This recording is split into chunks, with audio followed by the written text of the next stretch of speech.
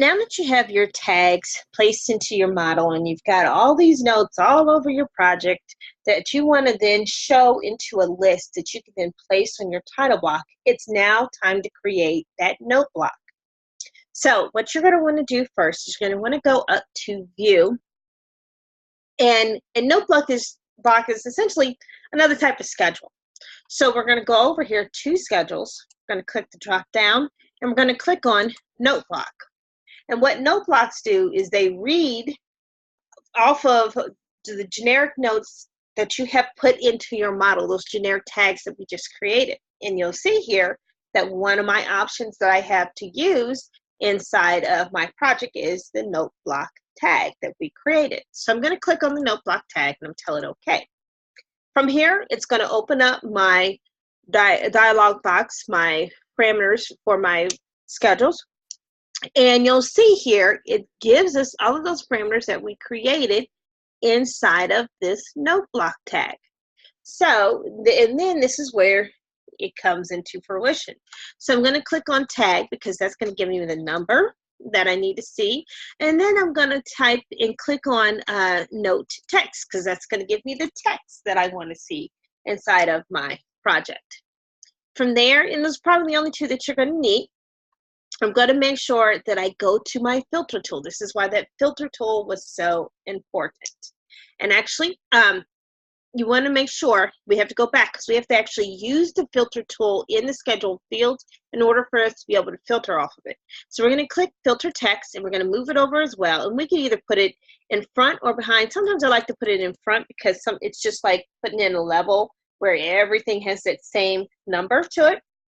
So then I'm going to go back to filter, and I'm going to say I want it to filter by filter text. And I'm going to tell it equals. And if I were to click this drop down, it would show me everything that I have inside of those note tags that I could then use that I've put onto my project. And in this particular case, I'm going to click on my FFPP because that's what I want. That's what I put into my custom tags. Now, like I said, you could end up having maybe 60 different sheets that all are using generic tags, and they all have their own special unique number associated with those sheets. All of those numbers would show up inside of this list.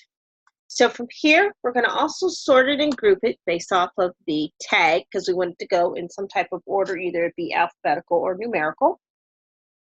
And right now we have it to set to itemize every instance, but really we don't need it to do that. We can uncheck that button because it's still going to show us, even if we used 3 different tags on one view that are all tell us the same thing. So like say we have 3 different note number 24s and they all tell us the same same thing. We only need it to show up in our list once. So we don't necessarily have to tell it to itemize every instance. It's just like if you were doing doors, scheduling doors or windows or anything like that, where you're only trying to give us a type concept. From here, I'm going to go into formatting and I'm going to make sure that my filter text becomes a hidden field because I don't necessarily want to see this inside of my list. I really only needed it so that I could tell it which notes to give us. And now I'm going to tell it OK. And you'll notice that it creates this note block behind, and it even has it where we can put the note in here. And as you use that system more and more, those note system more and more, you can be adding to this. The other thing that you can do, which is so great about this, is you can also go in here and make any changes to any notes that you need to make inside of the schedule itself. Not only will it translate back to those notes that you have on your sheet, but they'll also translate back to that list that you're going to be putting on the sheet. So that's why you use the whole database system. One other thing I just noticed I don't want to do is I don't want to show my headers. So I'm actually going to go back over here to my properties box and I'm going to click on where it says appearance and I'm going to click on edit. That's just how you get back into a schedule to fix it. I'm going to come down here where it says show headers and I'm going to take that off. I don't necessarily want to see those. I just want my notes. The other thing you can make sure that you do is up top here, you want to put in what these are. In this particular case, my notes are my first floor, proposed, plan notes.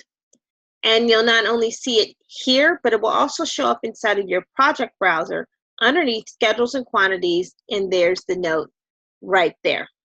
There is a way where you can separate your organization of your project browser to show Noteblock separate from schedules, but that's another lesson entirely. And maybe you could look out one day to see that video come up and how you can split these up out of your project browser.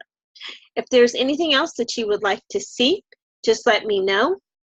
If you want to know how to put this onto a sheet, let me just show this really quick. I'm going to come down here to one of my sheets that I already have used. I'm going to be using for something else, but I will just throw this on here just so you can get an idea of how it works. It works just like anything else. You just click on the schedule, you grab it or the note block and you pull it over, and there it is. If you don't necessarily want to have the grid lines in there, just go back to the actual schedule itself, go back to appearance, take the grid lines off. Sometimes I know some people don't like to have the grid lines on, but they do like to have an outline around it. And that outline, they like it to be a little bit thicker than just a thin line. So maybe medium line. Tell it okay. And if you look at it on the sheet, there are your notes that way as well. You can also change it where, hey, you know, some people like to have their title be a larger size text than everything else. That's just inside of appearance, or you can also do it up here inside of font. And remember, their fonts are based off of what you have actually loaded into your project. So I could say, well, I want to use Arial, but I want this to be at a quarter while everything else is showing up as an 8. And there you go. It's a little bit bigger, and it also changes it on your sheet as well.